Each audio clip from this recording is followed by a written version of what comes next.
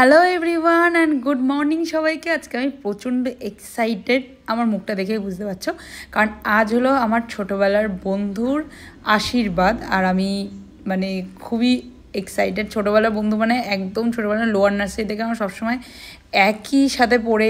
এখন করব মেকআপ, তার আগে ঘরের সিচুয়েশানটা দেখে নিচ্ছি। আজকে কোনো দিদিই আসেনি কাজে, তাই জুম বাসন মাজছে। আর এখানে আমার একটু হেয়ারটা স্ট্রেট করে দিচ্ছে। আমার মোটামুটি মেকআপ ডান। আর এই ফার্স্ট টাইম আমার মেকআপটা একটু ঠিকঠাক লাগছে। শাড়ি আমি হাফ পরতে পারি, হাফ পরতে পারি না, প্রায় বলতে পারো বাদবাকিটা আমার মার টাচ লাগে এই শাড়ি পরতে। কেউ একজন না হলে আমি ঠিকঠাকভাবে শাড়ি পরতেও পারি না, তার জন্য টুবাতে বাড়িতে আমি কখনও শাড়ি পরি না।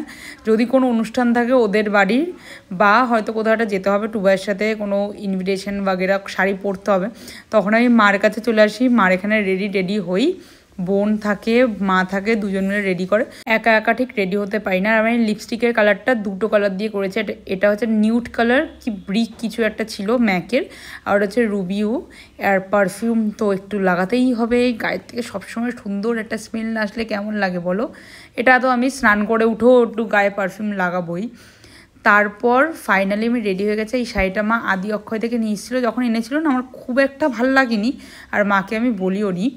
বাট এখন শাড়িটা পরে সিরিয়াসলি খুবই সুন্দর লাগছে। যেহেতু কোনো গোল্ড ভালো লাগবে না, তার সাথে আমি সবই ডায়মন্ডের জুয়েলারিই পরেছিলাম।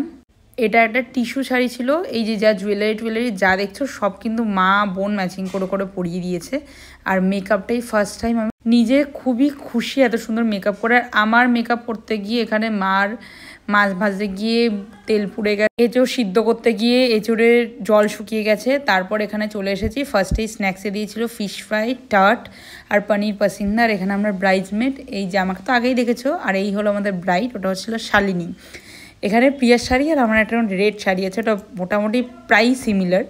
তারপরে এটা চলে এসছে ব্রাইডের আশীর্বাদের সব তত্ত্ব আর মিষ্টি। আর এটা হচ্ছে আমাদের ব্রাইড। ফাইনালি প্রিয়া এমনি অল্প একটুতে ইরিটেট হয়ে যায়, তার মধ্যে ওর নিজে দাঁড়িয়ে থেকে, মানে সকালবেলায় ঘুম থেকে উঠে নিজে দাঁড়িয়ে থেকে মেকআপ করেছে, আরও বেশি ইরিটেট হয়ে গেছে। ঠিক আছে, বলছে আমি মানে ভাবছি কখন চেঞ্জ করব শাড়িটা। আর টুবাই পুরো টাইমে চলে এসেছে। টাইম ইন দ্য সেন্স খাওয়ার টাইমে পুরো পারফেক্ট চলে এসেছে। পারফেক্ট ইন দ্য সেন্স খাওয়ার টাইমটাই ঠিক তার 5 মিনিট আগে চলে এসেছে। মেনু ছিল হচ্ছে ভেজ, ডাল, ভাত, আর সব কটা খাবার গরম ছিল। আমার শীতকালে গরম খাবার না হলে ভালো লাগে না। আর বেগুন বাটার ফ্রাই ছিল। তোমরা জানাবে ঠিক আছে তোমাদের গরম খাবার কেমন লাগে শীতকালে, আমার তো সবসময় ভালো লাগে। এছাড়াও চিংড়িটাও খুব সুন্দর হয়েছিল, কাতলা মাছ আর ইলিশ মাছ। বিয়ে বাড়ি বা যে কোনো অনুষ্ঠান বাড়িতে আমার ইলিশ মাছ প্রচণ্ড ইরিটেটিং লাগে কাঁটা ছাড়ানোর জন্য, নাহলে তো অবভিয়াসলি ভালো লাগে। চাটনি ছিল, পাঁপড় ছিল, আর 2-3 রকমের মিষ্টি ছিল, আমি যেটা খাইনি। তারপরে খাওয়া দাওয়া করে গল্প টল্প করে চলে এসেছিলাম একটু পার্লারে, বিকজ পায়ের অবস্থা খুবই খারাপ। প্রায় পুজোর আগে লাস্ট পেডিকিওর করেছিলাম, আর করা হয়নি। আর রিল্যাক্সেশনের খুবই দরকার ছিল। কালকে তো 2টোর সময় বাড়ি এসেছি, তোমরা মিনি ব্লগে দেখেছিলে। আর্সেলানে বিরিয়ানি খেতে গেছিলাম। তো যাই হোক, আজকের এই ছোট্ট ব্লগটা এখানেই শেষ করলাম। ভালো লেগে থাকলে লাইক, শেয়ার অ্যান্ড সাবস্ক্রাইব করে দিও। আর হ্যাঁ, বেশি টাইম পাইনি তাই বড় ব্লগ করিনি, তাই ছোটো ছোটো ক্লিপ দিয়ে তোমাদের ভয়েস রেকর্ড করে শেয়ার করলাম। আর এখানে এখন মাস্ক লাগানো আছে। তারপর আমি সবথেকে এক্সাইটেড পার্টের জন্য অপেক্ষা করছিলাম, সেটা হলো মাস্ক।